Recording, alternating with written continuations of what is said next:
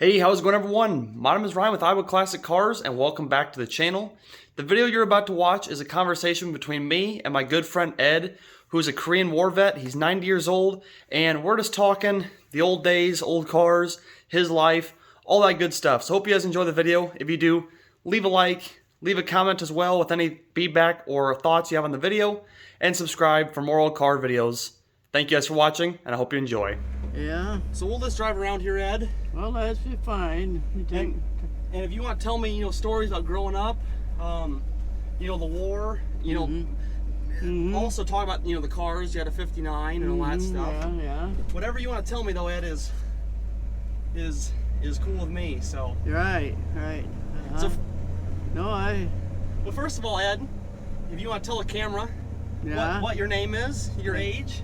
My name is Edward, and I'm age 88. I was born 1933.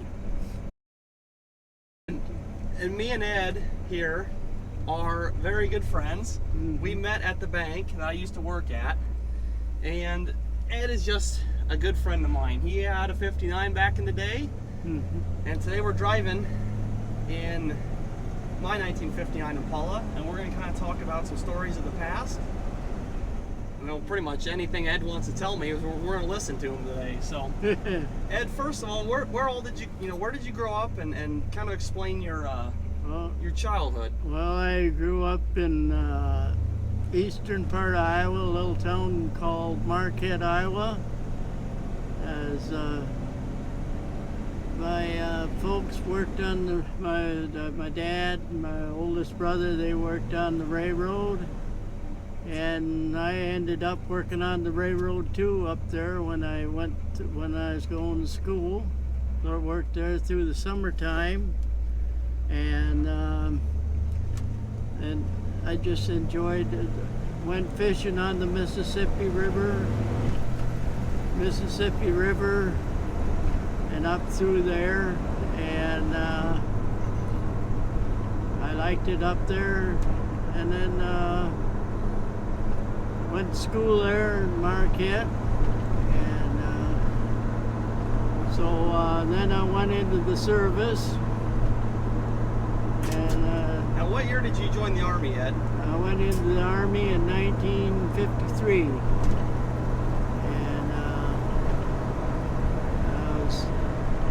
Let me see, I was about 18 or no, I think I was about 19 years old. And so we served overseas.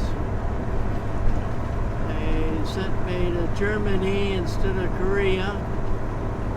And we were supposed to leave Germany to Korea, but we never did go. But then I met my wife, Sandra, and we were married in 1960. And we had 2 children, a boy and a girl. One lives in, I believe she lives in Hive, Iowa. I believe that's the right place. And then my other boy, he's a trucker, and he's 60 years old, and but lived up there in northeastern Iowa.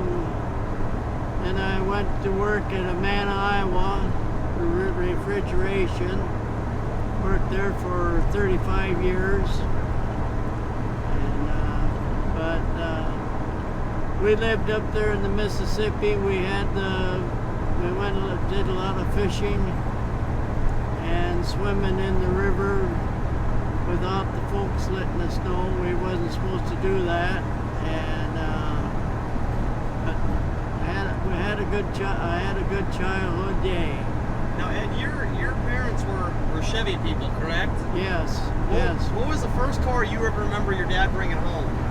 First car my dad ever had was I can remember, was a 1936 Chevy, and it was a 2-door, and it always ran real good. And My dad always liked Chevys because they performed real well. And then towards the end of their life, and he ended up with a Pontiac. It was still a General Motors outfit. And then we had a good car dealer up there in Brooklyn, Iowa. We lived in Victor, Iowa. And I always did my dealings with him. And I had a 59 Chevy like this one here that I'm riding in. It was a Bel Air. It was a four-door Bel Air, correct? Yeah, four-door Bel Air. It was blue, right? It was blue, and it was a really nice car. And this car dealer up there, I always dealt with him. He always was fair to me. He always got me some good cars. Then I ended up getting a 65 Chevy, a brand new one. And you traded the 59 off for the 65, right? Yes, traded that off. And did you regret doing that? yes, I did, because 59 was a good car, and people that ordered this new Chevy didn't like the color, and so we bought it anyway, and we took a trip in it out to my brother's out in Plymouth, Oregon, and went out there and came back, and we had the two kids with us, and but I always enjoyed the Chevy. But when I and my first wife was going together, I had a 51 Packard, and that was a good car. Now, what got you into the Packards, Ed? Well, I don't know. You don't know? I don't know. It was one of those deals, I guess. But it was a pretty good car. And Was that the ones that the seats folded all the way down? If you know what I mean? No, Nothing like that? No, nothing like that. That was a 51 or a 52 Packard. And but I got rid of it. Then I got the 59 Chevy. You definitely upgraded there, Ed. Yes, I did. I enjoyed it. And now, do you want to tell me the story about how your dad traded that Chevy for a Plymouth and hated it? Yeah, he always had Chevys, and I don't know why it was, but he went and got this Plymouth. It was a 37 or 38 Plymouth, and I believe he cussed it every morning in the wintertime because it wouldn't start. You had to get a push. Back in those days, you would always rely on your neighbor to come over and give you a push, and And pop the clutch, right? Pop the clutch, and so we'd always have to get somebody to come over and give him a push. And he said never again he'll. He got rid of the Plymouth right away, and he went back to a Chevy, and he got a 41 or a Chevy. Right before the war. Before the war. Now, was your dad in World War II? No, my dad wasn't. He wasn't in World War II. My oldest brother was in World War II. And where did he serve at? He Ed? served in over in Europe. He landed on Normandy. Had the big invasion on Normandy. Yep, on D-Day? D-Day. Well, no, it wasn't D-Day, but it was right around that time. Around that time. That's when the troops invaded France. Yep. And I was about 8 years old at the time. Pearl Harbor was bombed. That's when the war started with Japan, and we always worried about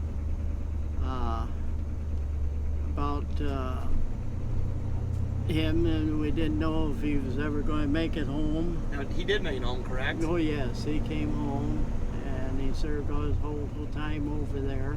Now, is he still alive, Ed, or has he passed No, away? he's passed away. He's gone now. And what was his name? His name was Gilbert. Gilbert. Mm-hmm. And no, my dad, back in those days in the 40s, if you had a pretty good sized family, we had 5 in our family, and 4 boys and 1 girl. And but back then they didn't take anybody who had a large family. But my dad, he always wanted to go, but that didn't happen. So Yeah. But he worked on the railroad up there. That Marquette there was a little railroad town, and everybody worked on the railroad up there,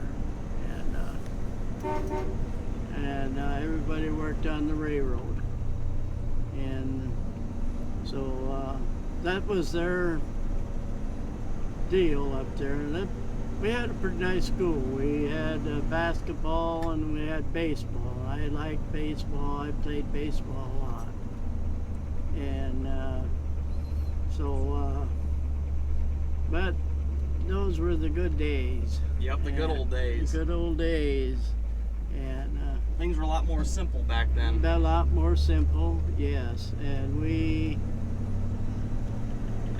had our hard time, rough time. There we go. The car kind of shifts a little harder in the second gear. Yeah, we had kind of a rough time of it when we were kids, but we made it. Yeah.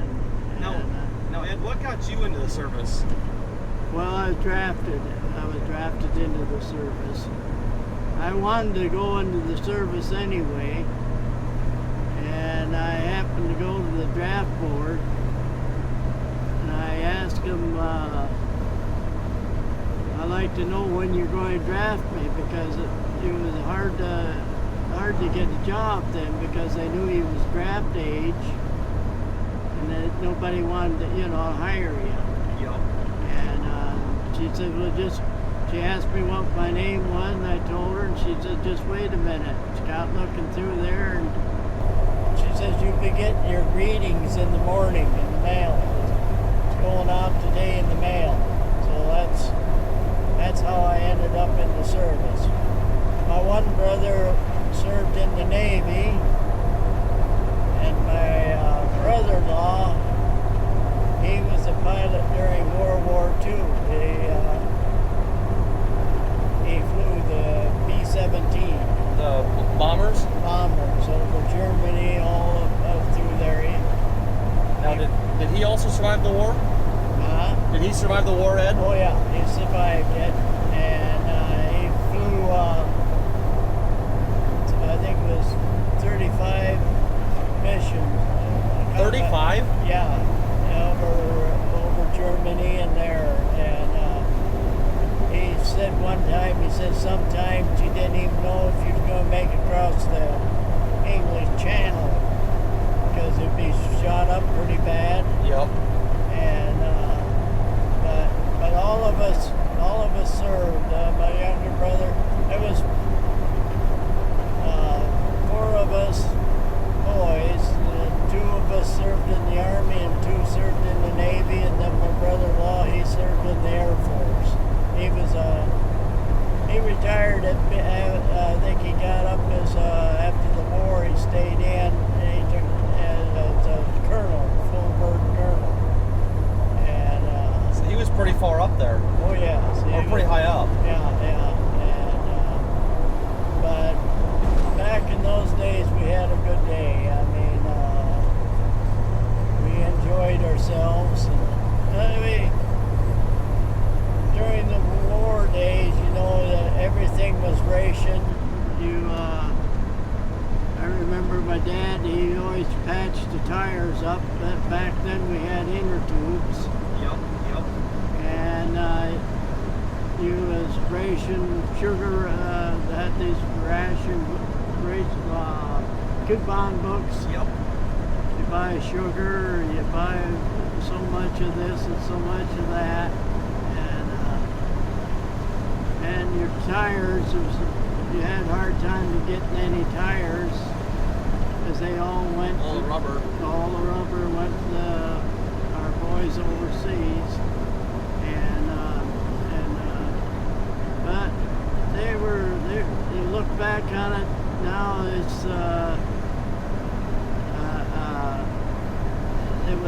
we really enjoyed ourselves. Uh-huh. I mean, it was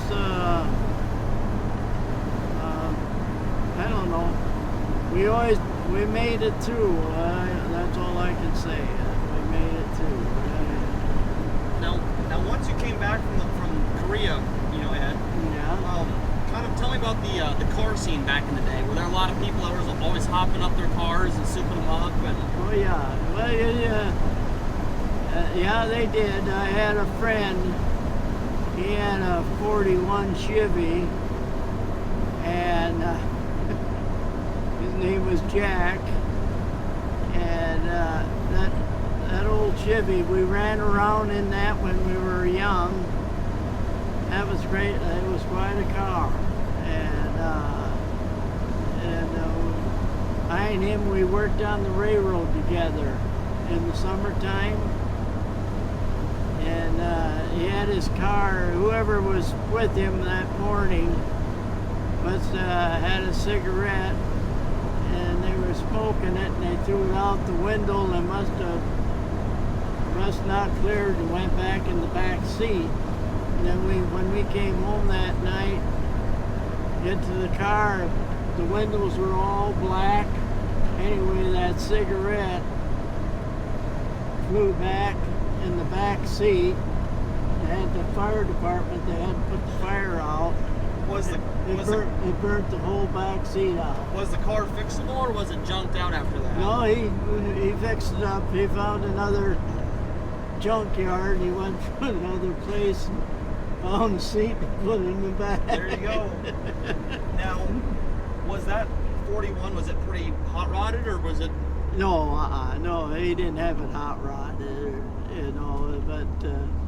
Did you guys ever take it and race anyone, street race? No, nothing like that. He never did that. I don't think back then they did all that. I mean, it was you fixed the car up and you was glad that it ran. Yup. And but they didn't. I don't remember them doing any hot rodding with it, and well, we had a lot of fun in it. Sure, we got out in it, and he'd drive it, and then I used to drive it too every once in a while, and but we had a lot of fun in it. And yeah, I remember when we bought the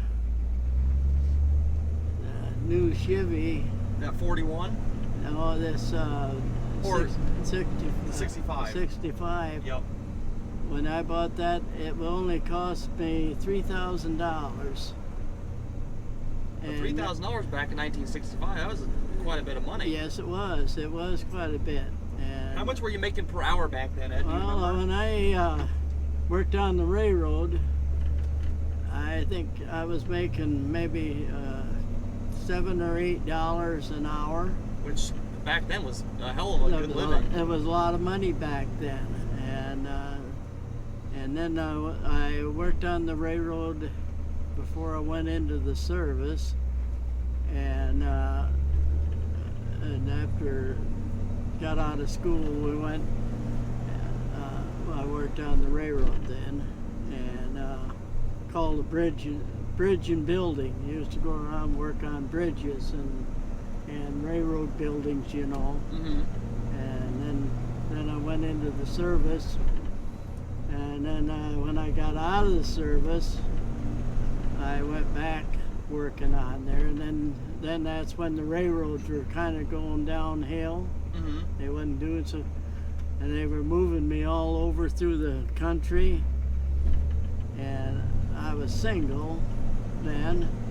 But I got tired of this moving back and forth to all different places, you know.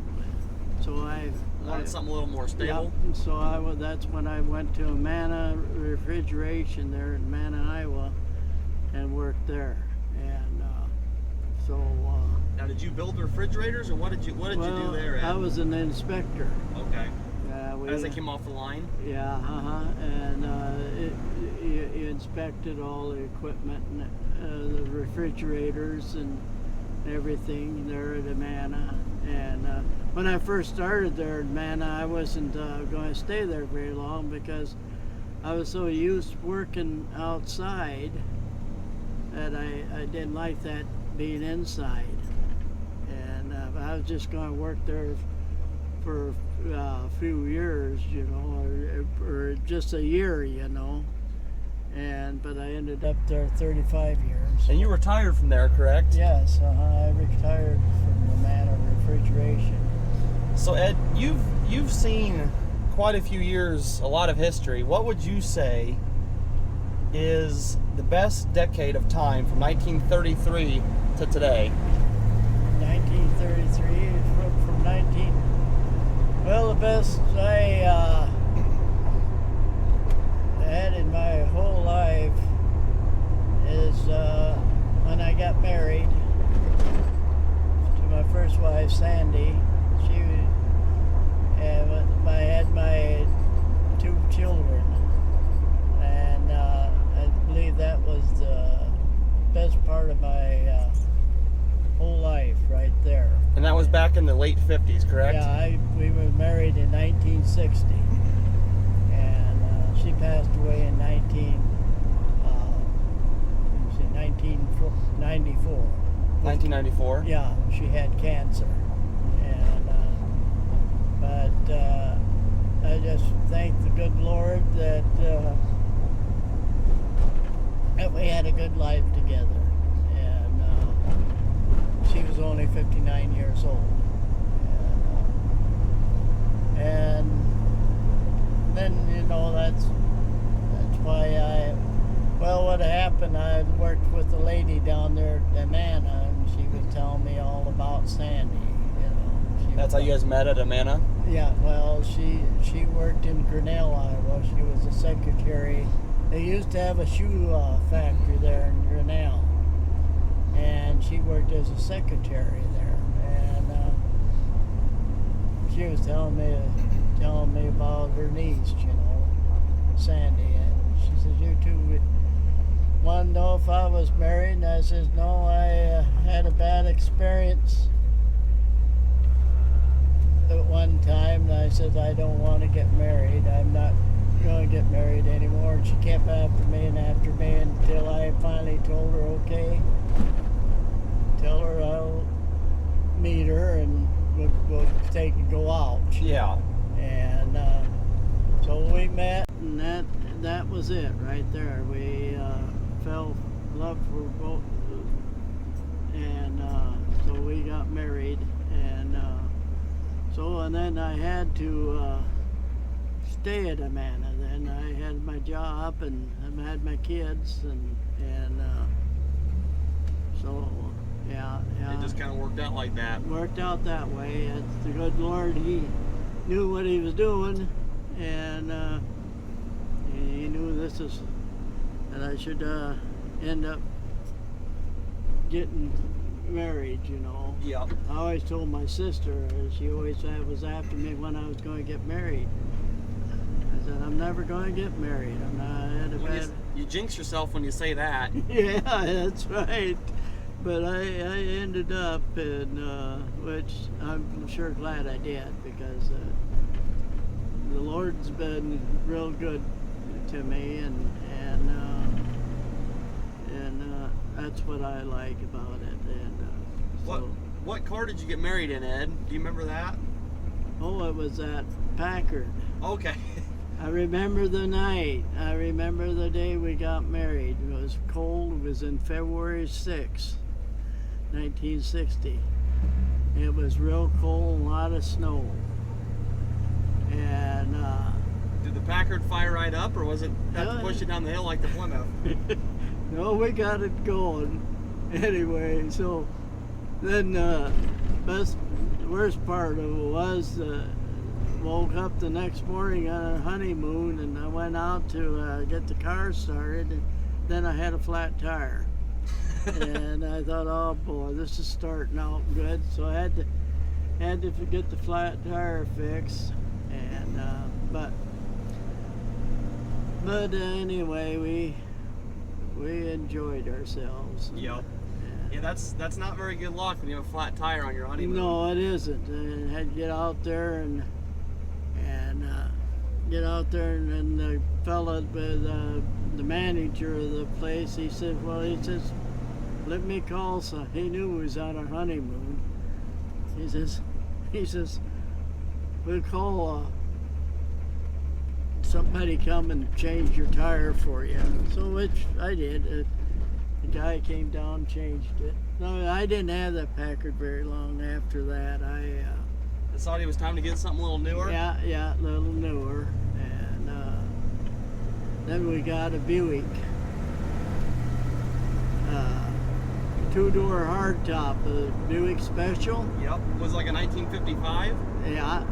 It was a really nice car, red and white, and hardtop, and it was really a nice car, and we drove that, and then we got the kids, and Then you have the 59. to this day, yeah. Then we got the Chevy, and I went staying with the Chevy. Well, you've been a GM man your whole life. Oh yes. I like the General Motors, and had always good luck with them. Yep. Always had good luck with them. Well, we're almost back home here. I don't mean to take up your whole day, but I got one more question for you. Yeah. What would you say about life currently? It's a whole lot more hectic than the past, but what do you think of what's going on in today's world? Well, it's a pretty bad situation. I don't know what to think. I don't know. It's just bad. I mean, it's not. It's. I don't know how to describe it. I mean, It's not like the old days, though, not is it? like the old days. Back in my days, when your neighbor needed help, or they was always there to help you out. Yep. And I remember when my mother, she'd run short of something, and she'd run to the neighbor and maybe for a cup of sugar or something, and they always helped one another out. And Yeah, everyone was pretty friendly with each other. Oh, and yeah. And you could count on each other. yeah, we had a real good time. No, they looked out for one another. That's more than they do nowadays. And the people just, they don't. The compassion is kind of gone. Yeah, your passion. You used to know neighbor. Marquette was a small town. I mean, it was a railroad town when I lived up there when I was a kid, and everybody knew one another, and always stuck together. I remember my mom and dad and neighbors would always have they played 500 or cards every other night, or Friday night, on a Friday night or something. Mm-hmm. They'd cook up something, and they'd sit down and play cards and probably drink a little bit of beer. A little bit of hard liquor, maybe? Yeah, of course. My dad used to talk about this, they called it, I can't think, clear. Everclear. That's gut wash. And he said they used to mix it up with beer or something, and he said, you'd always have a good time. I bet. But they all got together. They had card games, and my dad, he worked on the railroad. He was on the railroad for a long time. I don't know, he was quite a long time, and he was one of. I always called him my hero, Mm. my dad, Yep. because we always we went fishing together, hunting together, and my younger brother, he didn't care to do all that, and we'd go fishing or hunting, and he was one of my best buddies I ever had. When did he pass away, Ed? He passed away in 70. 1970. 70, somewhere's around there. So, I can't. When was he born? He was born 1903. 1903. Mm-hmm. And my mother, she was born in 1902. So they were real close together. Mm-hmm. I remember when he used to tell me when he was going with my mother. I was griping one day about the car or something. He says, "Be glad you got a car." He says, "When I was courting your mother," he says, "I had no horse." He says, "I had to That's get one on." way to show up. He had to get on the horse and ride, and I says, "Well, did Mom get on the horse with you?" And he says, "No, she wouldn't do it." But then my dad, he had a band. He had guys that played in his band. My dad was a good piano player, and he played the piano. And they had a little band, and they used to go bands at barn dances. Yep. And he'd play with it. He had quite a band. I remember they used to come to our house there, and we had a nice big home up there in Marquette. His dad was a carpenter, and he built that home, and that was their honeymoon prize. Okay, yep. And but anyway, he had a band, and they'd play the band. They'd play the band and that. But then World War II broke open, and then a lot of them had to go into the service, Mm-hmm. and it broke up. Yeah, kind of broke up the band. Yeah, and yeah, we had quite a few guys around there that was in In the army or in the war. War. And I know my dad's mom's real close friends. Their boy was over there too, Mm-hmm. and he came home too. And but it was so much different back in those days. I mean, it's just one of those things, It's Yep. Time waits for no man, right? Yeah, and you think at the time, but when we were kids, we never thought of a bad time. I mean, what came up came up. If I remember we'd like to go to a movie or something, a good show or something, some good old Western show or something, and we didn't have the money enough to even go there. Mm-hmm. But back then, 25 cents and 50 cents meant a lot to you. Yeah, it was more than it is today, Yeah, for sure. yeah. And I know when we got old enough, I cut grass, and I cut grass for this one lady, and she up there in Marquette. It's real hilly. It's great. We had a Lutheran pastor, and he called it the mountains up there. And Put the window down, Ed. Just get a little bit airflow. That's okay. Anyway, but he called them the mountains, But it was, it was hilly country up there, and we had a good time. We were a lot of time. Well, we'd had a swimming hole we swam in. It was a trout stream, and they called it Bloody Run. I don't know wherever they got that name called Bloody Run. Some people said there was a great big Indian and cowboy fight, up a ways up the river, and it was a good trout stream. Mm-hmm. But we used to go swimming in that, and it was spring fed, and that water was real cold, and we'd go up there when it was real hot days. Cool off. and go there and jump in. She'd jump in and it was a high bank, I remember, and you'd take and run and jump right in, you know. And I didn't know how to swim. My two brothers, older brothers, said, "Well, if we're going to learn to teach you how to swim," and I said, "You are." So we got up there, you know, and they grabbed a hold of me and they threw me in. It was a That'll deep, teach you how to swim. It was a deep hole, you know, and then they jumped in too, you know, and I went down under and they came back up and started kicking and everything, and they grabbed a hold of me and said, "Come on, learn how to swim." So first time I ever learned how to swim was Doggy paddle? Doggy paddle, you know, and then I just kept on Yep. learning how to swim, you Yep. know, other way. Yep. Yeah, we used to get some old, well, we used to, they called them, I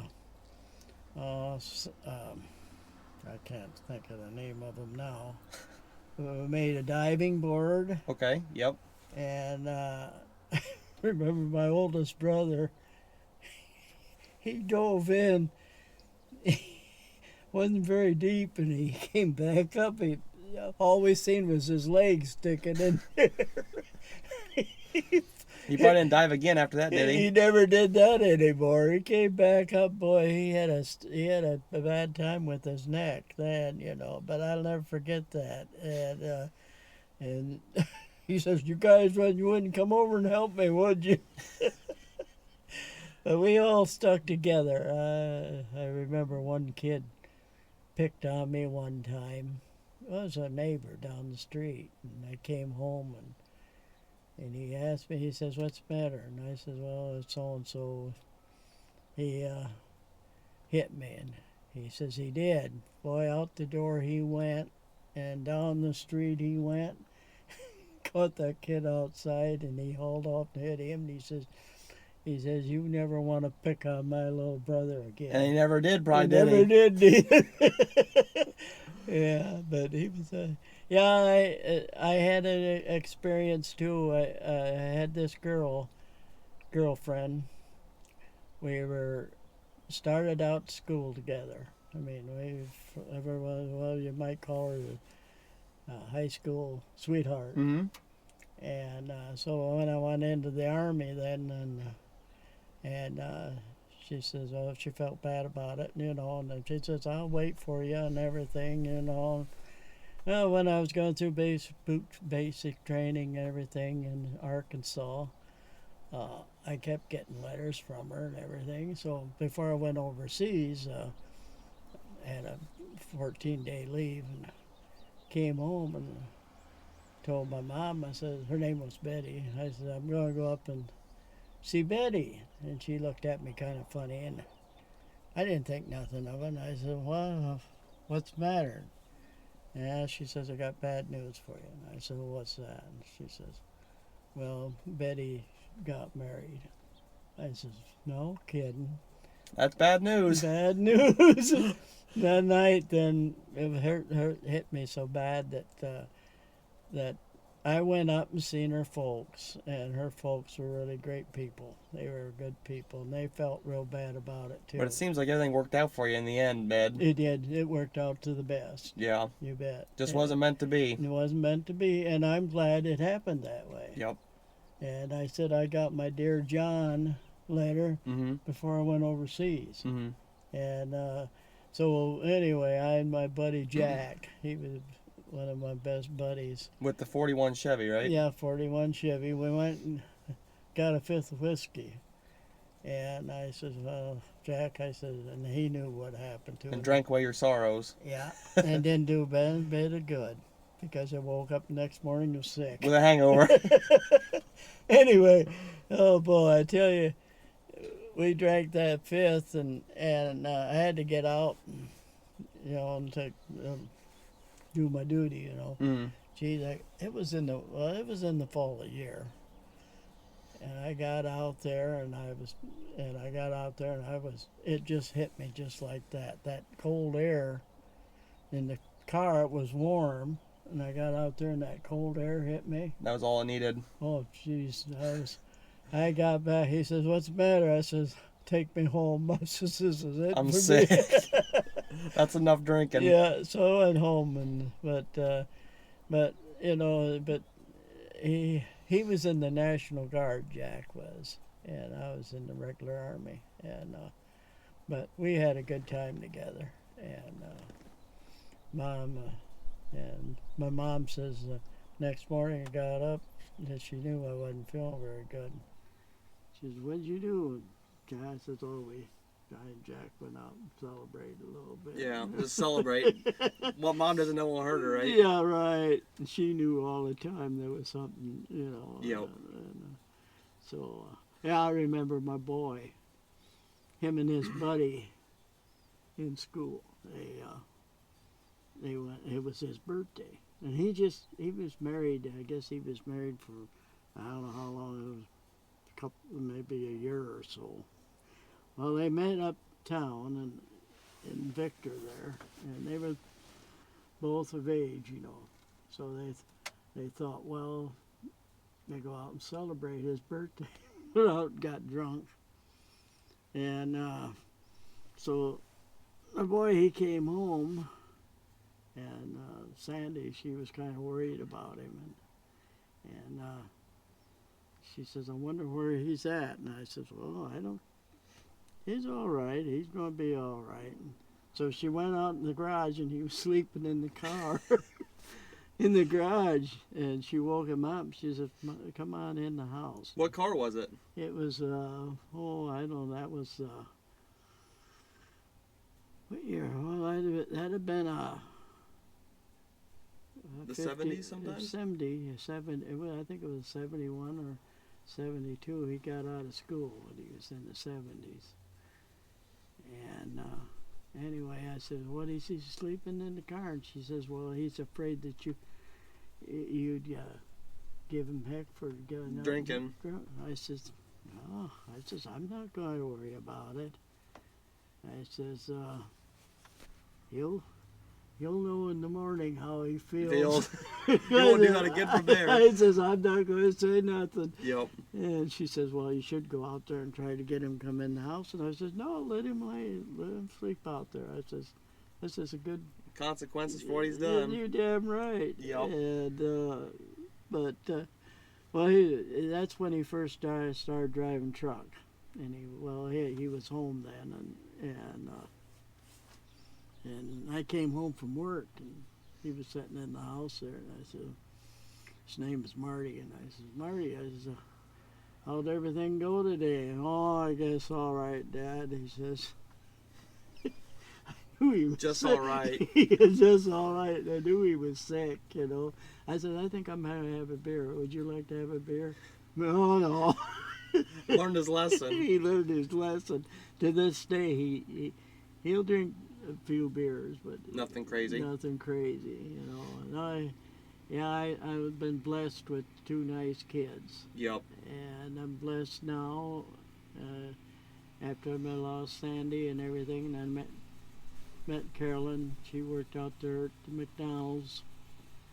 At the time, I used to go and cut my boy's grass when he lived in Menlo. Mm-hmm. And he asked me, "Dad," he says, kids were small, and his kids were small, and he said, "Would you go and cut our yard, the grass?" I said, "Yeah." He said, "When I get home," he says, "I don't feel like doing it."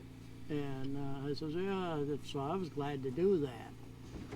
And then I'd always stop in the McDonald's and get something to eat. Well, that's where I met Carolyn at. Yeah, it seems like everything's kind of worked out, and, Yeah. and you and Carolyn are both real good people, Ed. I'm glad to know you. Thank you. I'm Yep. really glad to hear it, and we're glad to know you too. Yep. I want to thank everybody for watching, and I'll be back soon. And I tell you, you can't find any better boy than Ryan. Ryan. See, I'm 88 Yeah. years old. That's all right, But Ed. Ryan. Yep. Anyway, I says he's a nice boy, and I really enjoy him, and I appreciate everything. I hope everyone will enjoy the video and riding along with us today. Yeah. And we'll get you back here, Ed, when it warms yeah, up a little bit more and yeah, we'll have to get out. And, a little more time. yeah, get out and we'll have to do some stuff together. Yep, absolutely. And I enjoy you, and we both, Carolyn and I both think you're a real good boy. Good to hear it, Ed. I don't know if to call you a boy or a man. Whatever, it all You're works. a good man. Yep. Can't beat you, and you take kids nowadays. I don't know what they think, what they're doing. Yep. They're on this awful stuff, dope and all that junk, and but you're really a nice kid. I appreciate it, Ed. Well, I'm glad you're with us here today, and we'll get you back. But for this video, anyways, everyone, this is the end of it. So I hope you did enjoy it. I did. And thanks for watching Ed and me drive along and reminisce on the past. So I hope you enjoyed it. Oh yeah, yep. You may have to get rid of some of the stuff in there, but It'll be all right. It'll be all right. but do whatever you want to do. Yep. Okay. Thanks for watching, everybody. You bet. Yeah. Okay.